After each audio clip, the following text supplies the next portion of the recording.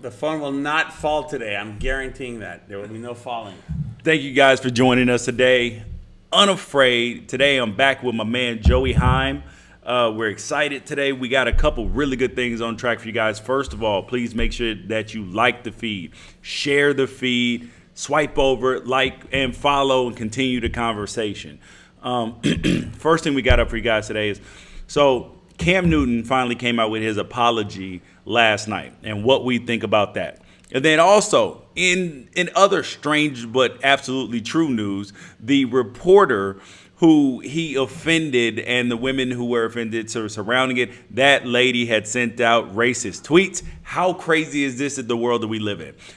Jeremy Lin was attacked by Kenyon Martin for having dreads. What up, Jay Lin? Jeremy Lin's an Asian American basketball player, and he has dreads. And also MLB, they need a savior. They need Aaron Judge. They need the Yankees to make it all the way to the World Series. Otherwise, nobody's going to be watching or paying attention. And look, within 10 seconds, the phone fell. We're going to have to remedy this. I even put backup behind it and it fell. Let me go fix it one last time. You have to tape it up there, dude. Okay.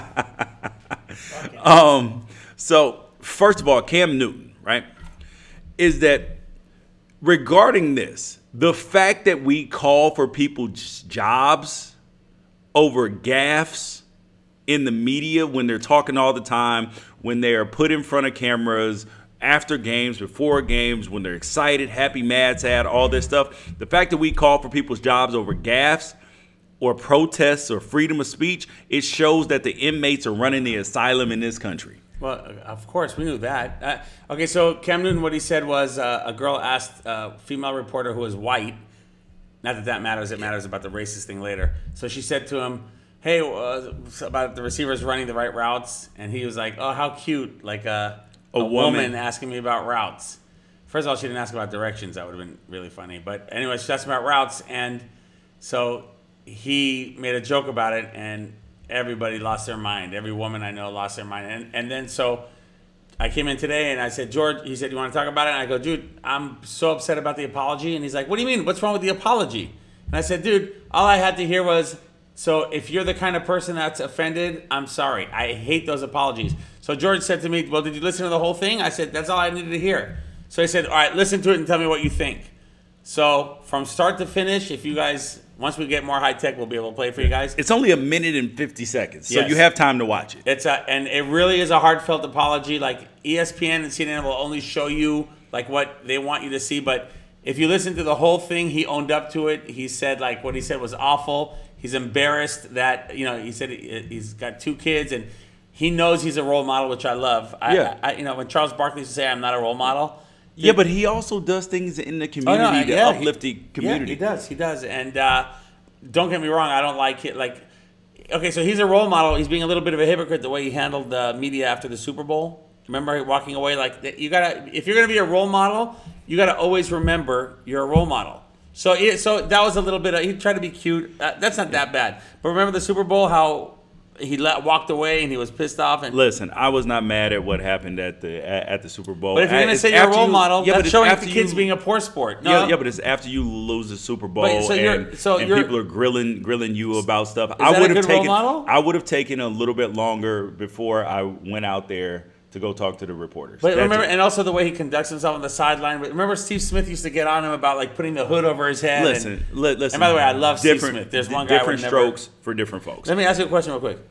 One guy you would not want to. You play in the NFL. Yeah, dude. We're all you just stray all. I know. But okay. Steve Smith, would you have? What would you have done if Steve Smith got in your face? Fought him. Hell no, dude. Are you kidding? That guy's a badass, dude. No. He is, but like he breathes air just like me. He'll be all right. That's one guy you don't want to mess with. Anyway, go ahead. So, but Cam Newton, though, right? So his apology, it was a AAA apology. It was an A+++ apology, and the reason why is because it covered all the A's, the triple A's. He acknowledged. It showed acknowledgement. It showed accountability, and he made amends. Like he said, you know, I'm going to grow from this. I'm going to learn from this. This is wrong and all this. So the fact that we call for people's jobs and he lost his sponsorship with Dannon, all this, over a gaffe or over something that he came out and apologized for, I thought it was very quick. But then today, well, actually last night and this morning, it comes out that this chick has put out racist tweets, and I will read her racist tweets. But do you know that somebody just got offended that you said chick? I'm just letting you know that. I'm sorry. I know you don't care, but that's the world we live in. So she, but here I'll read her apology first. You want to say her name? Jordan Rodrigue.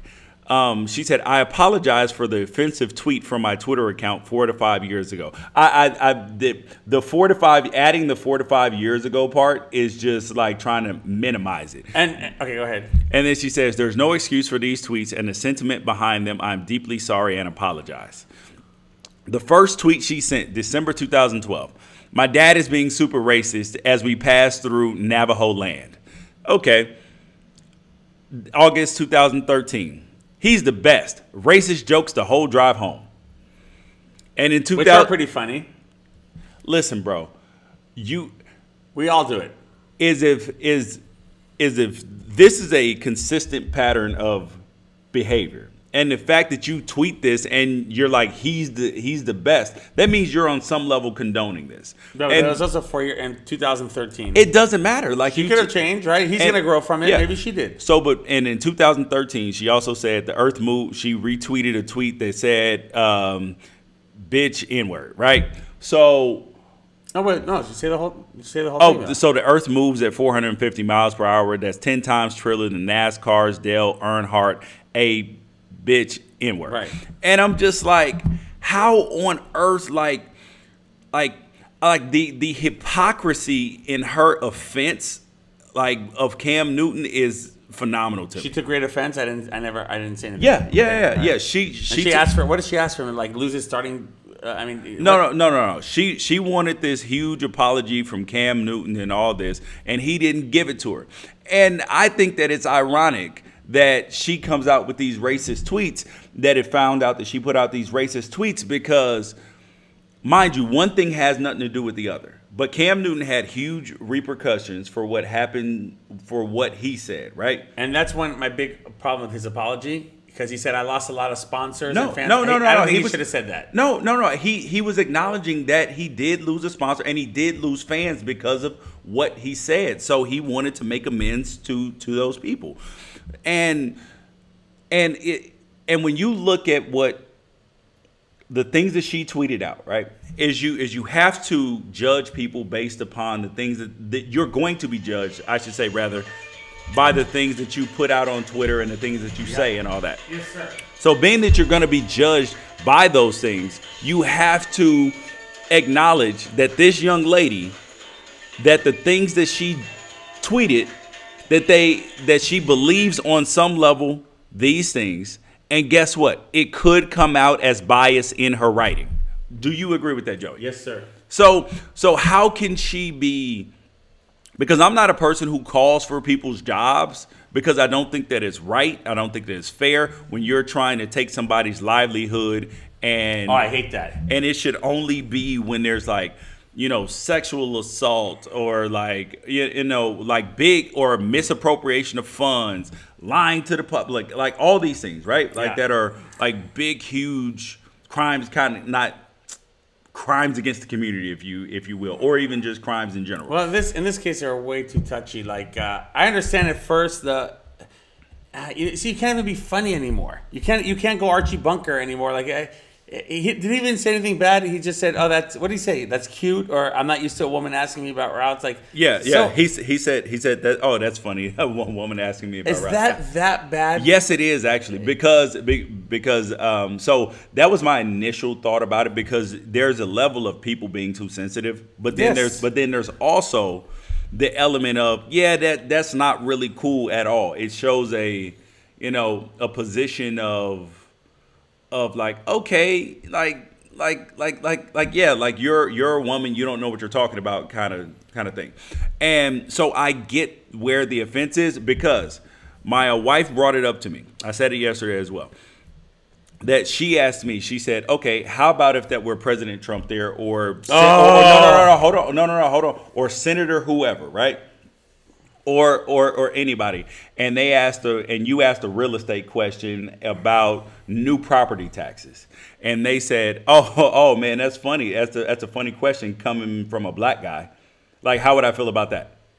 A little different. No, it's the same thing. No, it is the same thing. Well, first of all, let's go back to the whole premise of if it's Donald Trump, because that's what everybody says. Oh, if Obama said that, whatever. If Donald Trump. So can you imagine Donald Trump? It didn't matter. She just used that as an example. I know, what if Donald Trump said that? What do you think would have happened? It would have been on CNN. It would have. This was on every major news network as well. But people are too freaking sensitive now. Like, it's no, but you cannot. No. There is an element that people are too sensitive. If I said it, what would happen? Let's say me and you hit it big in the radio world, and everybody knows my personality, and I said something like that. Would it move the needle? Yes, it would move the needle. What about your friend? What's his name? The guy we talked about, Travis?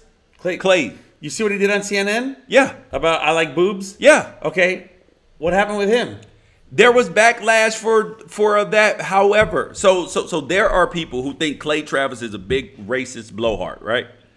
And there's a ton of people that believe that. And then there are know him. Yeah, and there are a faction of people that believe that Clay Travis is entertaining. No, that he's a truth speaker.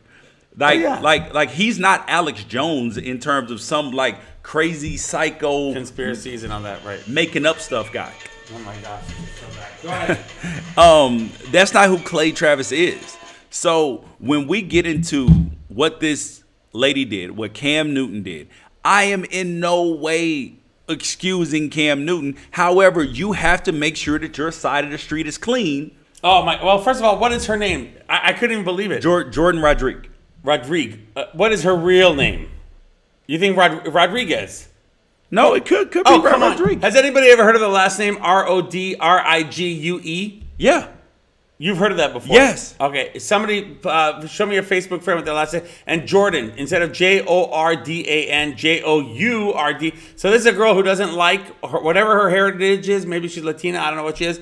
She's Jordan Rodriguez. She's probably. How are you going to say that? She's probably Gisela Rodriguez. I don't know what she's not. What are you I want to see her birth certificate. It is not Rodriguez. Oh my God. When you read that, I was saying, George, oh my God, you read it wrong. It's Rodriguez. It is Rodriguez. Dude, you've heard of somebody Rodriguez? Yes. How do you come? You always say that. You always say that. There's no way there's somebody with the last name. There's no way. You sound like Alex Jones. If somebody of my friends or somebody on Periscope or Twitter or Facebook Live knows anybody with the last name of Rodrigue, so it's Rodriguez without the Z at the end, hit me up. There's you'll never find it. Thank you. That's her name, bro. She's hot, bro. Well, that's her name. She's hot, bro. But I know what her name. I'm saying she changed her name. It's probably not Rodriguez. It's probably Rodriguez. You know, dude. I know a guy. I'm not going to say his name. He's on the news, and he has a. There's a lot of people who are on the news. I mean, every weatherman. That's not his name. There's no Dallas Raines. But this guy. Fritz Coleman. I know this guy, and his name is. I'm just going to make up a name like Maclovio Perez, whatever. And so I saw him.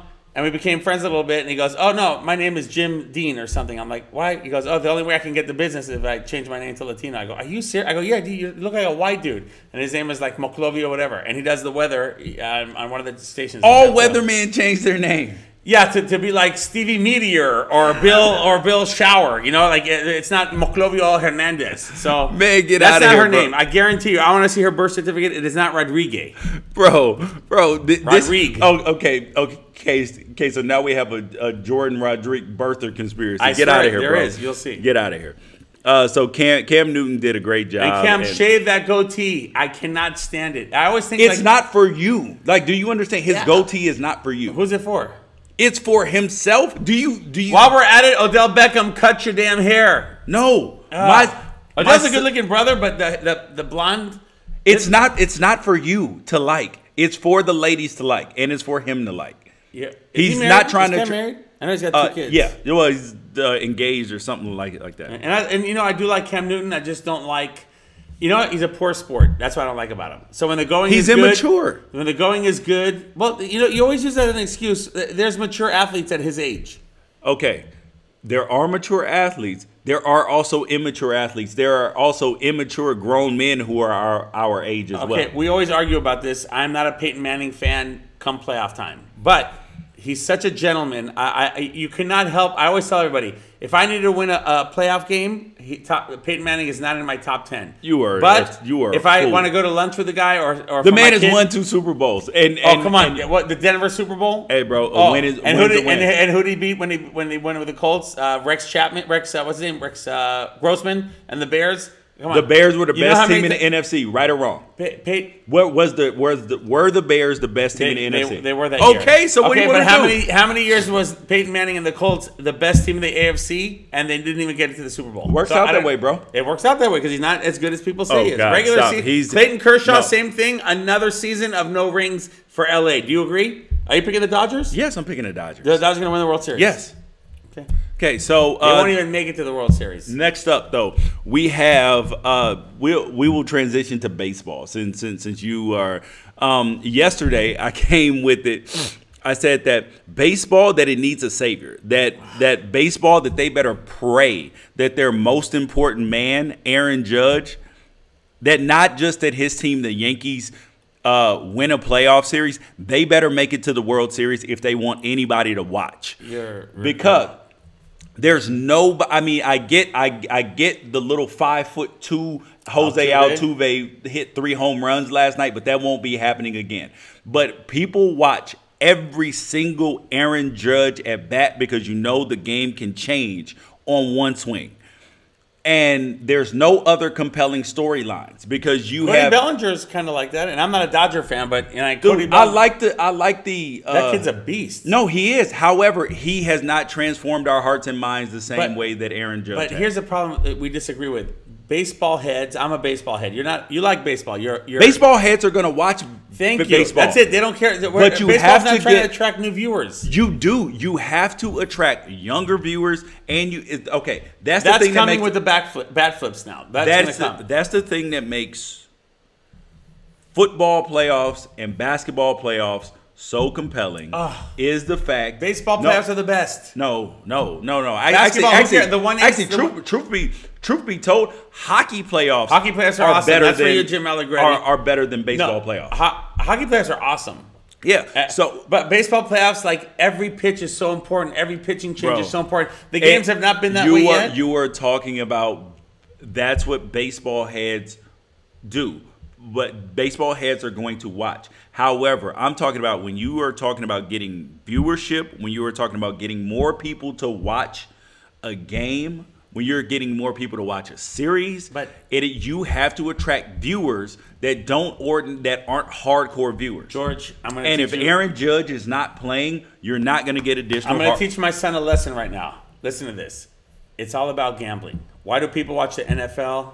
And it's fantasy, it's gambling. College football, fantasy gambling. That's why there's games now on Tuesday, Wednesday, Thursday, Friday. There's a college game or pro game all the time. Basketball, gambling. Lakers -7, Lakers plus.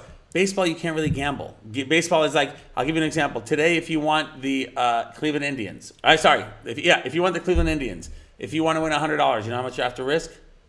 What are they like, plus 325 or something? 260. Okay. That's a lot. Yeah. So in football, it's just you're paying 10%. You get Patriots last night were -5, right? Or I don't remember what it was. So that's 110 to win 100. But in baseball, first of all, it's a longer game. In football, in football, let's say you got the Cowboys -3. They're up 21-0 in the first quarter. You're feeling good. You're watching a game. You are further proving my point.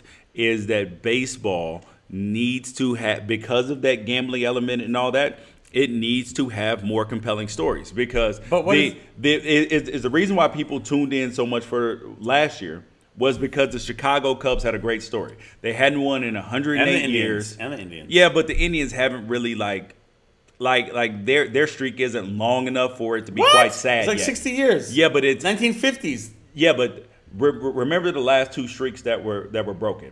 You had the Cubs at 108, and you had the Red Sox what 1918. Yeah, so it was damn near as long. Oh no, okay, I see what you're saying. So if the Indians were playing like the Dodgers last year, it would have been not as compelling because the Cubs had the longer streak. I understand. Now this year, MLB and MLB fans and all the hardcore heads if they want more viewership, if they want the games to be on national network, if they want the divisional series and the championship series to be on regular cable television, on like ABC, NBC, Fox, if they want all those games on there, they need to attract more viewers that are not just hardcore viewers. It's too now. You see, like the All-Star game. And now, the only way to do that is to have Aaron Judge continuing to hit bombs and his team continuing to win. Okay. And then also, and coming out of the other side, you need the Dodgers. So if you get Dodgers, Yankees. You just took the words out of my mouth. You want compelling Dodgers, Yankees World Series? The world is going to catch fire. Baseball is going to leapfrog. So you are agreeing with me. But because, I mean, when the last time they played in the World Series was 1981. Dodgers, Yankees. It was that was such a great rivalry. I was a kid. They played in 2 years in the 70s. And then they played again in 1981, the strike shortened season. So that there's no other bigger storyline than Dodgers Yankees. But the problem with baseball, you don't understand. You can't be. You're saying compelling. You can't really be a character in baseball. Yes, you can. No, baseball is the most humbling sport. You can't. These players know if they hit a grand slam and they're like pointing at the pitcher and running around the bases and doing this to the other dugout, they might strike out the next 5 times. So what? You can't really do that. You can't. Yes, you can. Yeah. It's the about problem being is humble. They don't have the guts to do it because baseball's a humble sport. No. It's baseball's unwritten dumb rules that force players to be like that. Because as if I'm pitching and you hit a home run off me, it's very difficult to hit a home run. It's insanely. I mean, but in terms of sports, just in general, it's insanely hard to hit a home run. So now, if you hit a home run and then you trot around the bases too slowly, or you bat flip, and then the next time you come up, I'm beating one of your teammates, you realize how stupid and antiquated that is. It is, but I'll say one thing: you want to talk about compelling? What's more compelling than a baseball? I mean, those fights are awesome. No, we don't watch baseball to see people non-fight. That's why I watch hockey. I watch hockey because I want to see fights. Hockey's a different. But going back to the baseball thing, now they're starting to have more characters like Baez when he tags somebody out without looking. And I like that. I used to be an old school kind of guy. I do too. So the bat flips, like Bautista's bat flip last year against the Royals, was a little bit much. Like that was like that the one where you threw it. Dude, that was the greatest bat flip. It's an awesome bat. I know. And there was a kid in Little League, I won't mention his name, that did a bat flip like that a couple years ago, and everybody lost their minds. I mean, he did it. So kids are watching. They're always watching. Yeah, and that will make baseball more compelling. Who's your pick for the World Series? So let's get this on record now. I have Arizona and the Indians. Oh God, I have Dodgers. Dodgers will not get past the Diamondbacks. I'm gonna go Dodgers, Yankees, or Dodgers Red Sox. You think the Yankees we're down 1-0 and now we got to face Kluber today? By the way, how cool is it you have baseball all day today? I love it. 4 games. No. It's like March Madness, the first round. No, it's not like March Madness. Yes, Stop it, dude. It's like March Madness. Stop it. People take off work for March Madness. Nobody's taking off work today. They're going to stream it on their phone. Because people are gambling on it. I'm just saying people call in right? sick. I know, but I'm saying people call in sick. So don't equate it to March Madness. That's insanity. Next up, Jeremy Lin. Jeremy Lin has dreads. So if you don't remember Jeremy Lin, remember he was playing for the New York Knicks when Carmelo was there as well, and he had one of the greatest 2 weeks in NBA history, and he ended up striking it rich, getting a big contract to go to Houston. Did not work out there. Ended up with the Lakers, and now he's with the Nets. No, he went to Charlotte first, and now the Nets. Yes, he's in Brooklyn. Wait, so tell us lame white dudes, what's the difference between cornrows and dreads? Oh my God! Are dreads the little one? What did Iverson have? Cornrows. Okay, what are dreads? Dreads are what you see. Because I saw Jeremy Lin's hair look like he had what Iverson used to do. No. Okay, so what does he have? What are dreads? No, dreads are what you see. Oh, I'm trying to. Oh, what Larry Fitzgerald has. They are a permanent thing. It's this thing, right? It's closer to the head. No. Dreads hang down. Like Embiid. Yeah. Wait. Yeah, Embiid. He's growing dreads. Yeah. Or a Richard Sherman. Yeah. Dreads swang like this. Oh, okay. So yeah, he cannot grow dreads. Okay, gotcha. So no, wait, he doesn't have that. Yes, he does. Jeremy Lin has that. Yes. First of all, the guy's got awesome hair, man. Even when he had like the frohawk and so Kenyon. Did you say it was Kenyon Martin yet? Yeah. So it was Kenyon Martin who was on that team. See, that's not. What are you talking about, dude? I just saw the picture. That's not what. No. He has dreads on the top. They're a pullback in this in this picture. So we all admit he's a. We talked about this. A white guy that acts black is a wigger. So a Chinese dude has. No, dude, that's not. chigger. There's no. That is the stupidest thing I've ever heard. I'm sorry. If there's an Asian guy that talks like this who went to Harvard, yo, what's up, man? What's up, G? How you doing? That's a chigger. I'm sorry.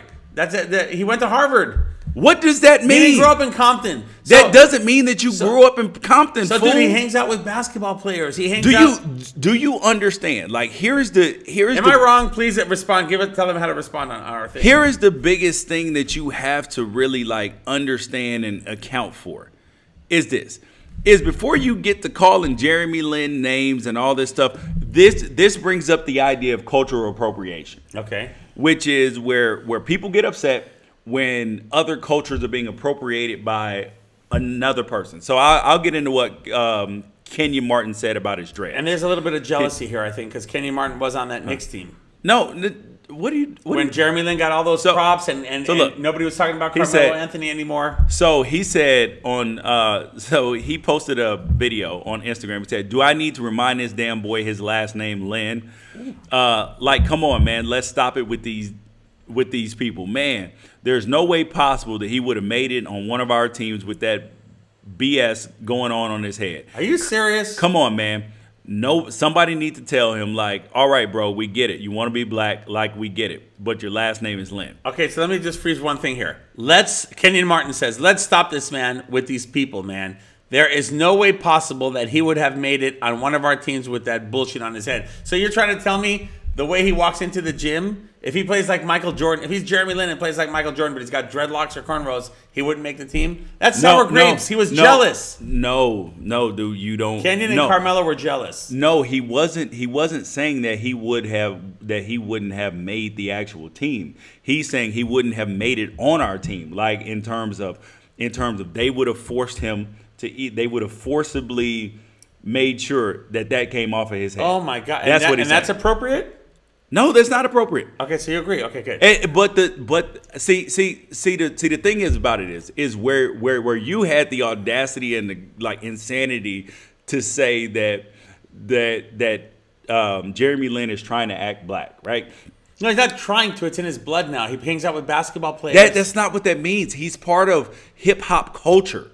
Jeremy Lin is part of hip hop culture. You think in Harvard there's any Asian dudes walking around with Yes. I've been to Harvard. Harvard is one of the most like Harvard is not a stuffy place at all. Harvard is like. Oh no, I never said it was stuffy, but yeah. Okay. So look, there is no cultural appropriation here because this is hip hop culture. Is that there in Oregon, right? When I'm in Oregon, at first it was kind of weird to me to see white people with dreads. However, sometimes they want dreads. If you're part of hip hop culture, which is no longer a black thing, hip hop culture it's a culture, it's a lifestyle, it's all this. And when you look at stuff like, but do you realize that some of the biggest music acts in the whole entire world are K-pop groups who are essentially K-pop, Korean pop, which are essentially Koreans and sometimes other Asian people who are in a group who basically half rap in Korean, half English. And so at first, when I first saw it, because my daughter loves this, right? My daughter loves K-pop. Like, she's like a K-pop head. Like, she goes to all the concerts. I've never even heard of this. I'm in shock right now. And K-pop is huge. It's huge around the world. Like a Gangnam Style, right? Oh my God. Except for there are these like teeny bopper like groups which are like NSYNC, One Direction, all this, except for their K-pop groups. But do you understand the hip hop culture? What it really is?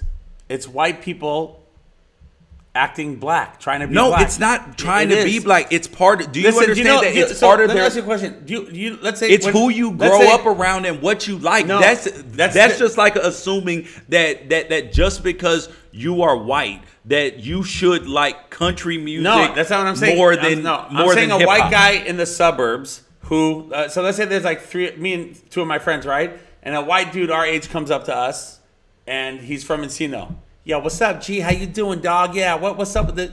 We look at it. So he walks away. We're like, oh my god, dude, what the hell's that guy's problem? That's a white dude trying to act. No, black. he's not. It depends. See, if that guy grew up in Compton, then I understand. But yeah, but the thing is, you don't know his life. You don't know his circumstances. You think Jeremy Lin, dude? Have you heard him speak?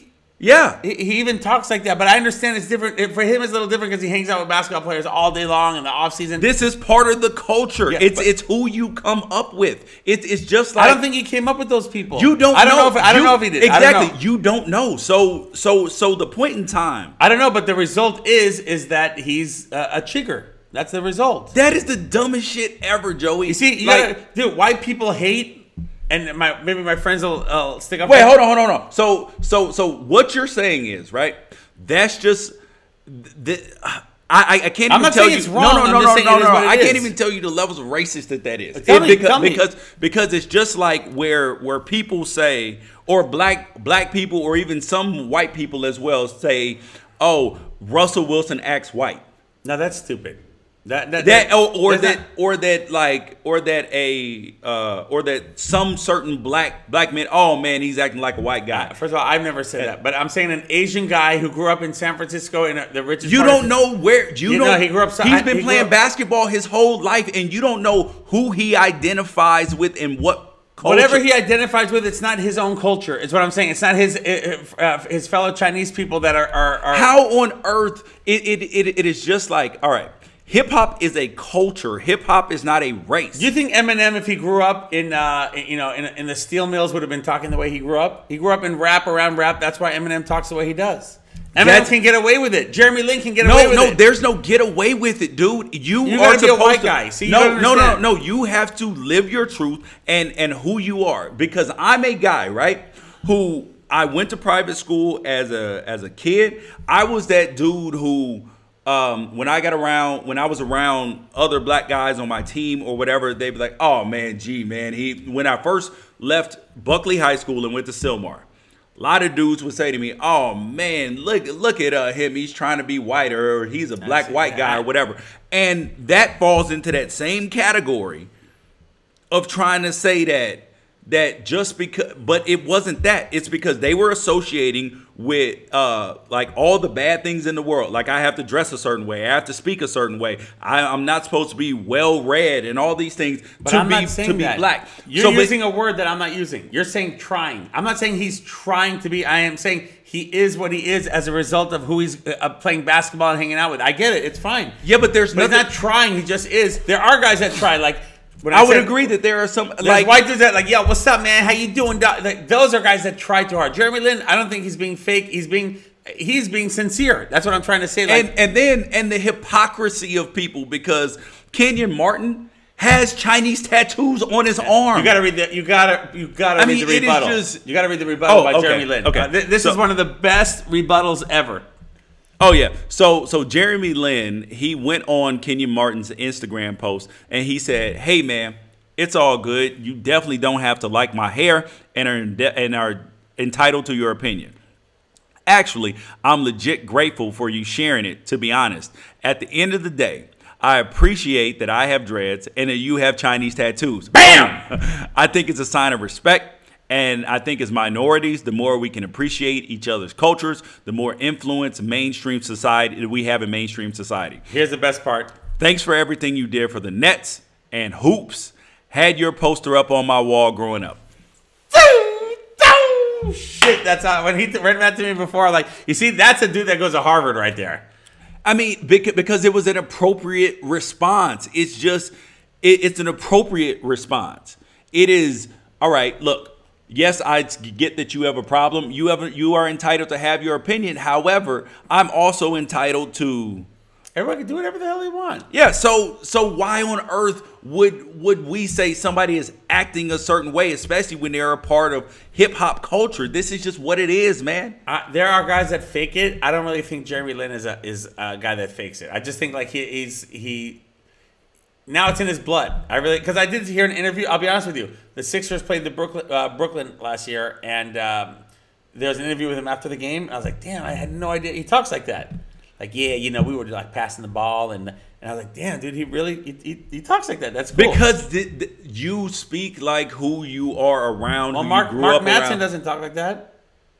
What do you talk? What do you think Mark Madsen? Mark Madsen tries to. He's like, great, by the way. That's not who he is.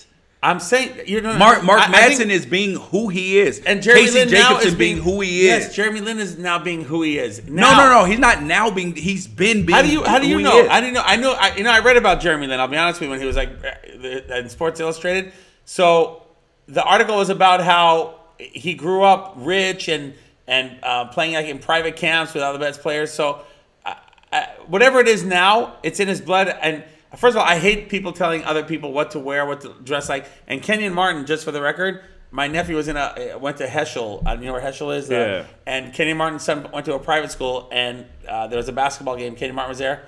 Dude, the referees kicked him out of the building. He was such an a-hole. He was like yelling at the refs. He was swearing in front of the kids. He wasn't even a coach. He was just, his kid's pretty good, by the way. Yeah. And he was swearing. And then somebody else put on YouTube a while ago Kenyon Martin getting kicked out of another game.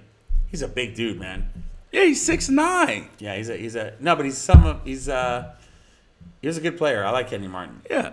But yeah, so Jeremy Lin, like the apology makes this story, not the apology, the rebuttal from him. Yeah, I thought his rebuttal was good, but the idea that white people act more, there is the stigma, the thought that, all right, so do you think that white people act differently when they are around all white people than they do when they're around all black people? No, but there is a black guy who does that. It drives me crazy. Bill Bellamy. Because here's the thing. There is no more copied man in the whole world than the black man. Fuck yeah. Yeah, and I thought you were getting ready to say something else. I was expecting you to disagree with me, but no, I mean there is no more copy. So it's like in fashion, kind of in music, everything. Sports, I mean, everything. You look at when you turn on TV and you see news reporters dabbing, you see them nay-naying, you see all this stuff. Like it is. Like hip hop culture is infectious. Okay, it is a happy thing. It is a. But this is why I get. Listen, you're not gonna like what I'm gonna say right now, and I know some fans are gonna take this hopefully not the right way. This is why I get mad, and a lot of white people get mad about the whole kneeling with the black athletes. So many of them have it, and I understand they're standing up for the 10 people that went to jail, that the cops didn't go to jail, but they have it so good. Listen really quick. Okay. Little white kids want to be black athletes. Yeah. So what the fuck are they complaining for all the time? It's not just the athletes. Like, do you understand this? Like that's like saying Bill Gates has it so good. So why does he constantly try to fight the government or fight whoever for with the Gates Foundation to get money for kids and get internet throughout the world and all that stuff? Just because these group of 1,700 athletes, right? I don't believe all seven. I believe some of them. I don't believe, like, for example, Michael Bennett is full of shit. I would tell him that to his face. Somebody called Michael Bennett. So hold on. Colin Kaepernick. Did I ever say anything bad about it? No. Right. But what I'm saying is that those 1,700 NFL players, whether they're white, black, whatever it is, they're better off than most people out in the world, of course, financially, right? Yes. But the fact that you're better off financially, it doesn't change where you came from, what you saw, your experience, and also the life that other people in your family, because just because you're rich doesn't make everybody else rich. But you're quoting Jim Brown. He said Jim Brown has a huge problem with all these athletes that never give back. He always says they forget where they came from. A lot of them. No, I would not say a lot of them. I would say some of them. You think Michael Bennett is sincere? Honestly, he gives a lot to the community. We never talked about Michael Bennett it's so funny how the tough black guy turns into a white dude when he's being like, "It wasn't me, sir. Oh my God, No. Do you hear the tape? Yes. Do you? That's sir. Please, sir. No. Do you understand that that's like a legit response when you are black? You would not talk like that. Absolutely. I've said that to police. You would say, "Oh my God, please! I'm not gonna fall for the banana in the tailpipe. Let me go." He was so like, do you? You're like, man. He sounded like a teenage white dude crying. Do you understand that when you are afraid for your life, that regardless of how tough you are, because I have heard dudes who are gang members, all this stuff, man, I'm ready to die. I ain't afraid of this. Like I'll do this. White dudes, black. I mean the same things with bikers or with gang. I mean whatever it is. Oh man, this, and then all of a sudden they get shot and they're like, oh help me please.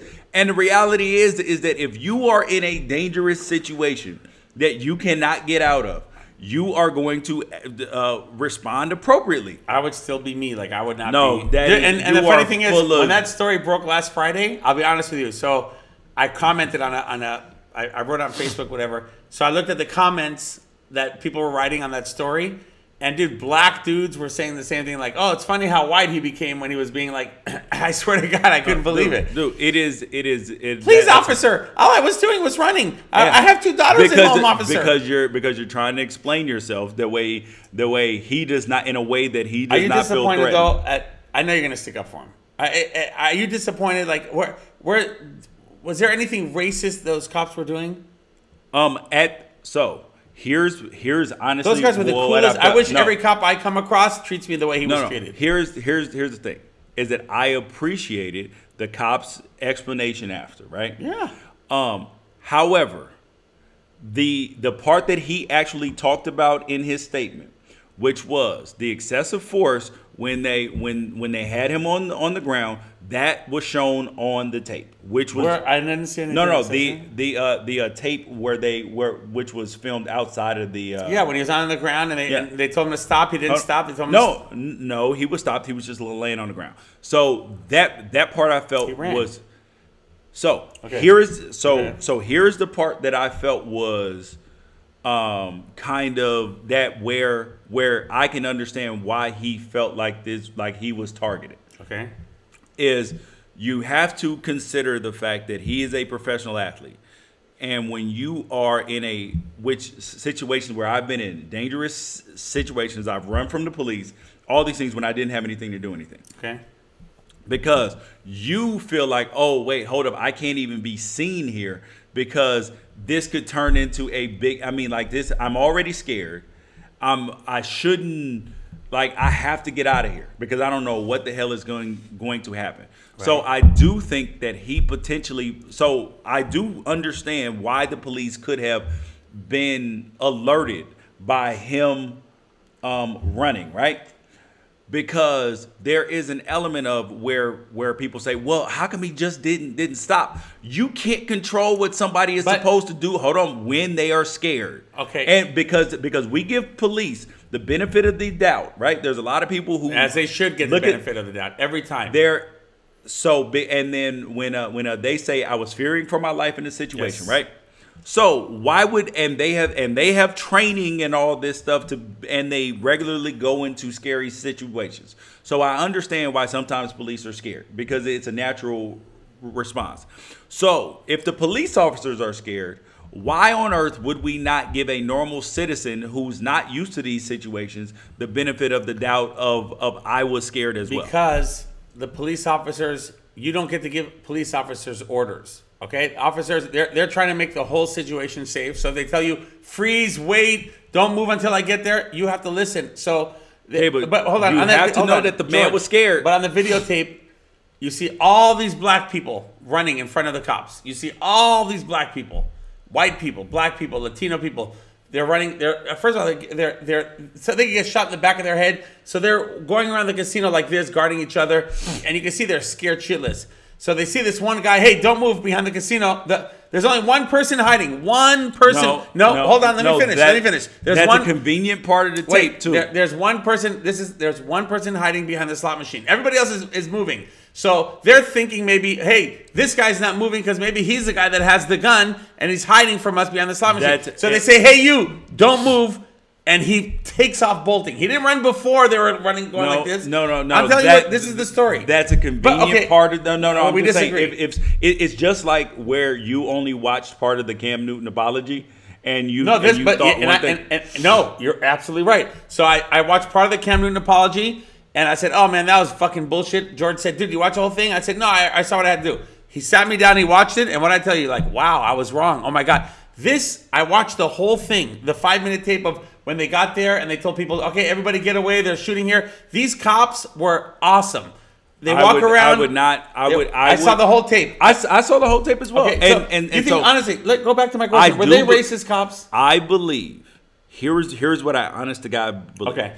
Is that this is a matter of perspective.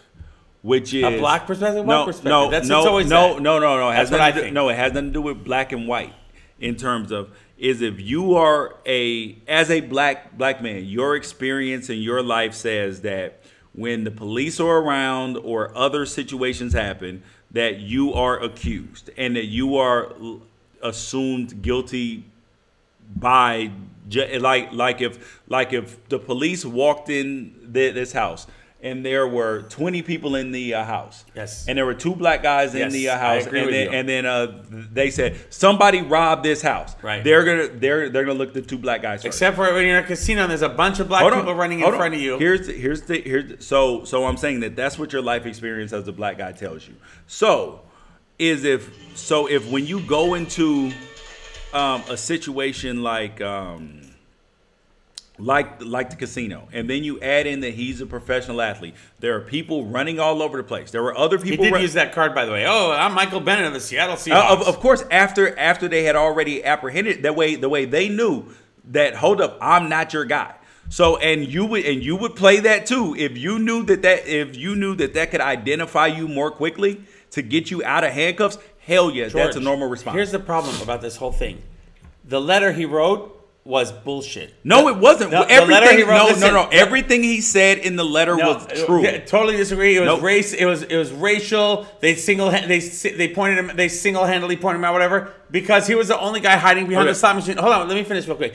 He's the only one that took off. So that's my problem. I told you after me and you got in a little Twitter battle after that. When I said, dude, let's just wait for the facts to come out for him to do this now. He knew he was going to get Black America all riled up. No, they're both. Is what I'm saying. More people are against him today. No, there are more. No, bro. I've talked to black people that said at the gym, dude, what Michael Bennett did was bullshit. Hey, listen. You were expecting way worse than what you saw. No, I was not. Why would anybody want to? Let me ask you a question. Why would anybody want to be a police officer? Why would you want to be a white or Latino police officer now? Because anytime you try to do your job, that's why I told you, and you got mad at me. No, black cops should police that's black the neighborhoods. dumbest shit Why? ever. Because black people live everywhere. No, white people live everywhere. No, I'm saying in Compton, there should be black cops. Why? Do you understand that they're not just black people that live in Compton? White people live in Compton. Latino. No, it's not mostly black people. Where is there a big community of black people? In all over South LA. So what I'm saying is that it's the dumbest idea. Oh, black cops should police. That way nobody else say, oh, he's being racist. Because do you understand that bad cops do not? It's not exclusively about race. Like, do you understand? Like this. But Michael Bennett made it about race. No, it's not. Yes, do you understand that they responded to a call, George? They tried to do their job. They put their life on the line, and then this guy who they protected said they're being racist. No. Here's the thing that you do not. It's easy to do it every time, George. No, here's the thing that you do not realize about this whole debate about police officers and all this, is that it's not about the race of the police officer. It is about, my biggest problem with the police is this, and I think that most people would agree with me here, is that the majority of police officers overwhelmingly are good people trying to do the right thing. However, you do have a faction of people who have been ravaging communities for a long time. Cops are saying? Yes, cops. who have been 2%, 3%. It doesn't matter. Wait? Hold on. Okay. But those people have been ravaging the community, which destroys faith in the entire policing system, right? Mm-hmm.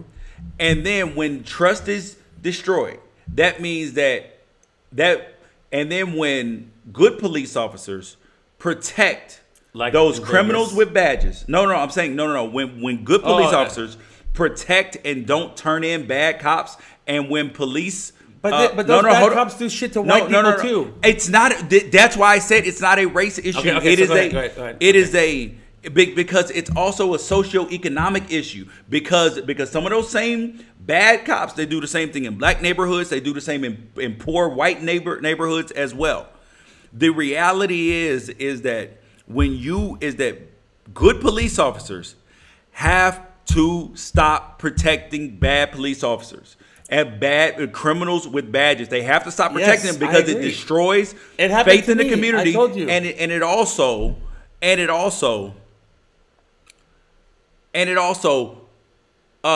see, look, cops are destroying communities. No.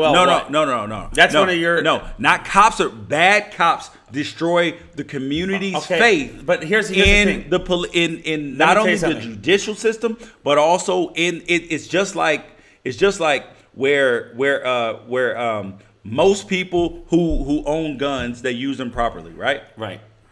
There are a few that don't use them properly. You can't take everybody's guns. So which prompts people to which destroys faith in people trying to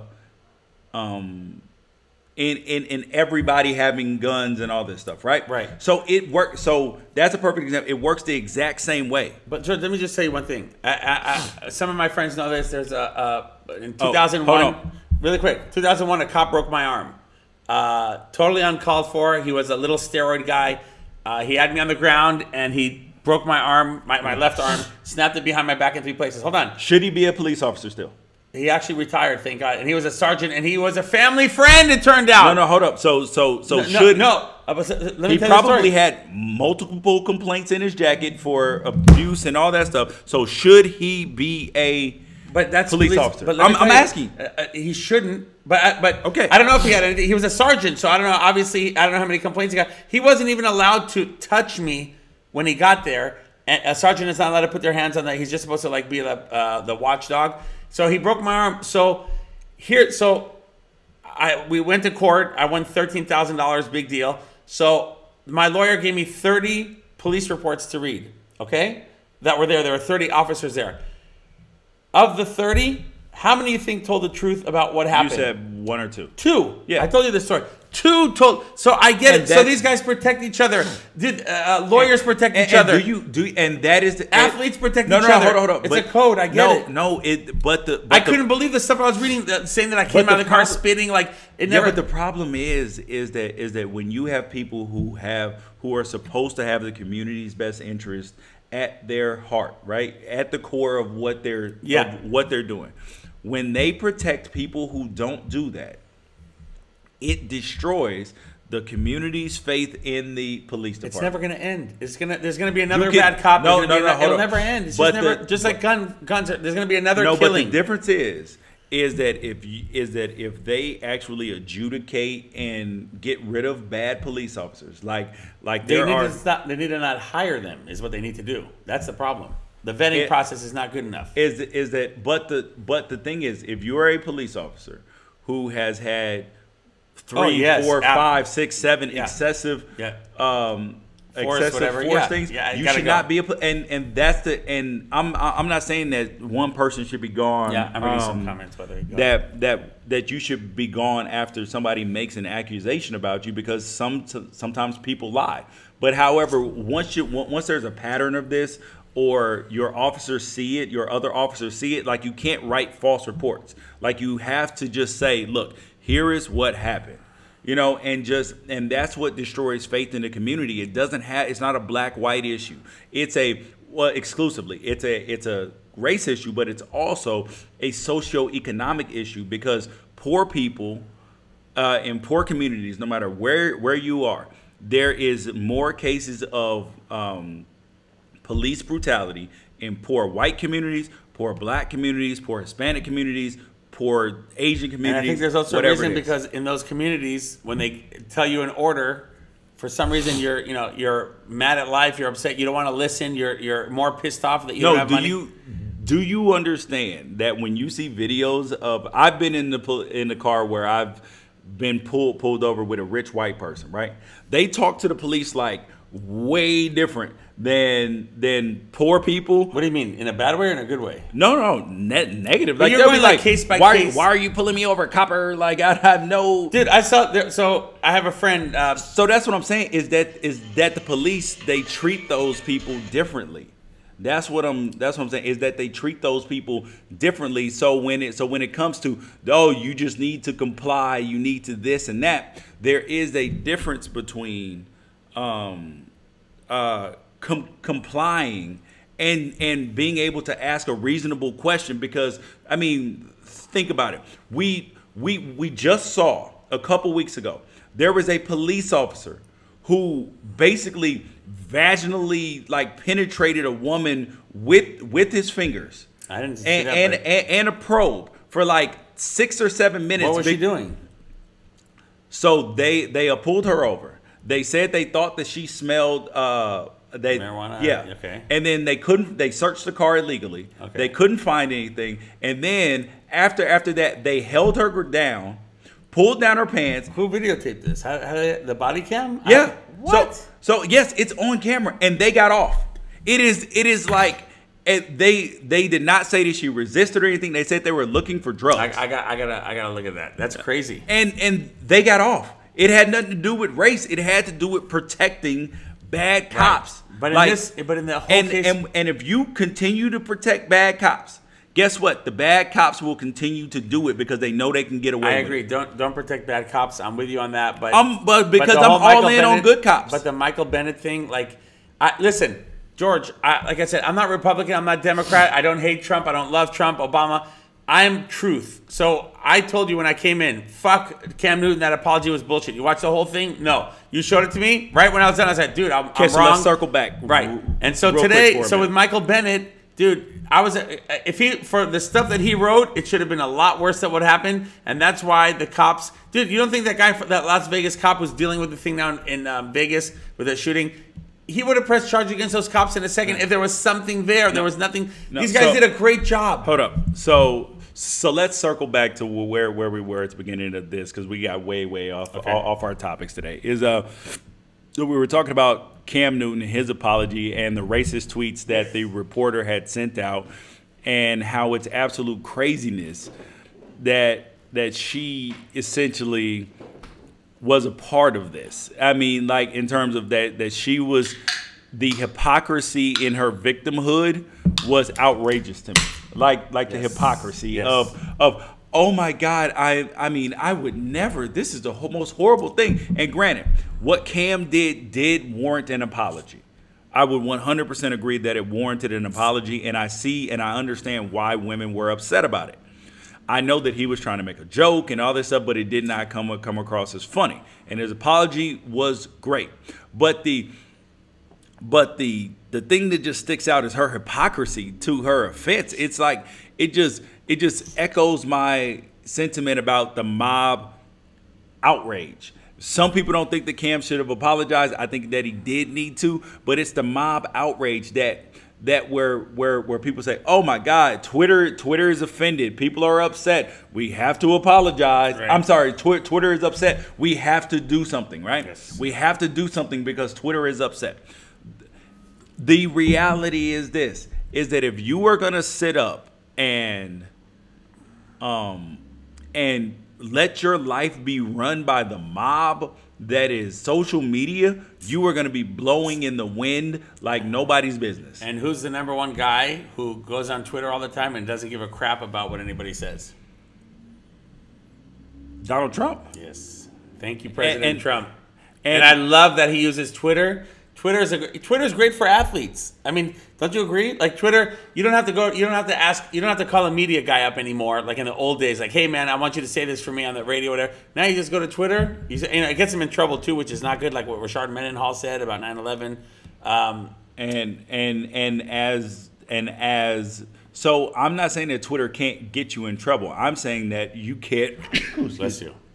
Bless you. That you can't let your life be run by the mob. So like if you say something or do something that's offensive and you realize after like, man, like that I was actually wrong about this or I shouldn't have said this, then you have to apologize. Do you think Cam Newton should have apologized? Yeah, okay. I do. Cool. Not necessarily to her, but I understand why he didn't apologize to her. Yeah, he apologized to reporters and women and all that stuff. He specifically went out of his way not to apologize to her, which I noticed too. Which there could be a reason for that. Yeah, he's pissed off that like, wow, he might even, No. She's a Panthers beat writer, so he knows who she is. I heard she's really hot. Is that true? I didn't think she was really, really hot. So like, there's some element of he knows who she is. So there's some specific reason why he didn't apologize to her. And so, but I think he needed to issue an apology in general because what he said could be offensive to other people. So wait, could be or is? You said before it was offensive to other people. So when you look at it, when you look at how you engage in social media and all that stuff, I say, that you can't let the mob rule you, but if you're wrong, you have to come back and circle back and apologize. Yes. But a lot of times you have to let stuff just blow over because reality is that the mob is going to be mad about something else tomorrow or mad about something else in 2 days. Yeah. So all this, but all this Twitter backlash is craziness. I mean, and I'll go into what a couple people just asked. What comments did she make or what were her tweets? So in December 2012, she tweeted, "My dad's being super racist as we pass through Navajo land." I mean, so like it's clear who she's talking about. Of course, 2013, he's the best. Racist jokes the whole drive home. Like, so it's condoning it. And then 2013, she quoted a Twitter parody account. "The earth moves at 450 miles per hour. That's 10 times triller than NASCAR's Dale Earnhardt's a bitch nigga." Like, you're like, what?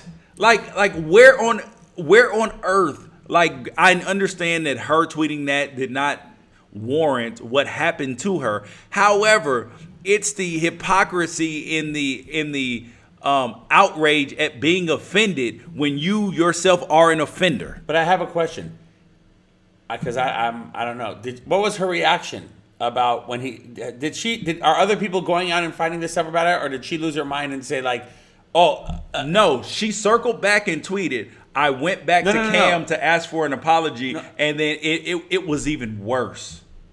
Okay, so that's the only thing that she said? Yeah. Okay, because she didn't go out and say, "Cam," that's what I want to, if she like didn't say anything, like maybe it wasn't a big deal to her what he said. Maybe the other women, like, Linda probably, but she exacerbated it by going back and tweeting and saying, "Oh, I circled back with Cam. I won't say what he said, but it was even worse." Really? I didn't see that. Yeah, and you're just like, oh, really? So she obviously said that before she remembered that you can get tweets from 2013. Exactly. Okay. So and I will tell you this, if I know that if that there have been times that people have circled back. I mean, like Frozen Takes or Cold Takes or whatever has tweeted me stuff that I said like 3 years ago. Really? I didn't 3-4 years ago. Is. Oh my God, dude. So if you make a take on Twitter, they will come back and circle back with you years later. But Mark Cuban has some kind of a app that takes away your Twitter that nobody can see it. Like if there's something you put, it deletes your tweets after a certain amount of time. So instead of tweets living forever, unless they were screenshotted, they're dead. Okay. So and I'm actually not opposed to that, but however, I just scrubbing your account from like, I mean, I've had an account since 2009. I have like, how many tweets do I have? And then I gotta go. We eat the wifey for lunch. All right. Well, thank you guys for joining. Wait, how many tweets do you have? I want to know. All right. Here it comes. Ready? In George's career of Twitter, he has 4. No. 36,000 tweets. Jesus. Yes, 36,000. And of those 36,000, what percentage can you say? No, how many would you say could be offensive to somebody?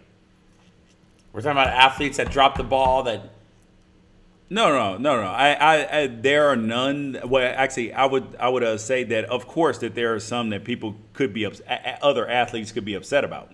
I mean, I just tweeted to Warren Sapp a week ago because he was criticizing Tony Romo for something he said in a broadcast, and I was like, oh, that's a hater move, Sapp. That's typical for you. So. Wow, you said typical? Yeah, because you must not. Do you have some beef with him? Yeah. Oh, okay. And that's pretty bad. And the thing is, like, and I didn't care because I was like, yo, if he says something to me, like I have so much ammunition. How are you gonna But poor Warren Sapp.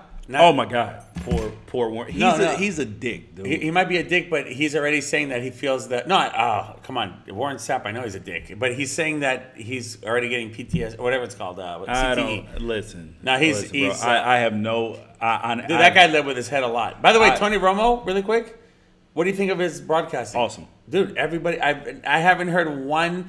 Isn't it funny how Warren Sapp? He tweeted him like talking trash. And I'm just like, the dude has been excellent. He's like 5 games in. Like, honestly, phenomenal. I give these guys credit. Like, my favorite broadcasters are the TNT baseball crew, the TBS. Yeah, they're so good. Like, you love A-Rod. He's not bad. I mean, he's pretty good. But Pete Rose, Frank Thomas, John Smoltz, all those guys are so great.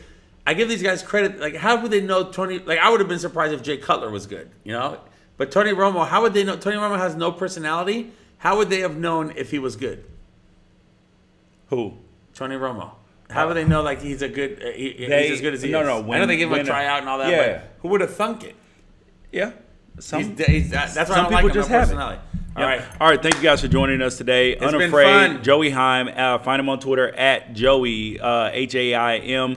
All right. Appreciate you guys joining us. We will catch you. Oh, so wait. We got to tell you guys one more thing. We're gonna have a regular schedule, right? Yeah. Monday, Thursday. Yep. Monday, Thursday. That's it. So tune in every Monday, Thursday, 10 a.m. Yep. All right, that's it. Have a great weekend. Go Cowboys. Who are we playing? I don't even know who we're playing. Who's we? You like the Cowboys? I do like the Cowboys, but it's not like a we situation. I don't remember who the hell we're playing. Cowboys are playing. Green Bay at home. Packers. Bring it home, baby. All right. And fuck the Dodgers. Peace.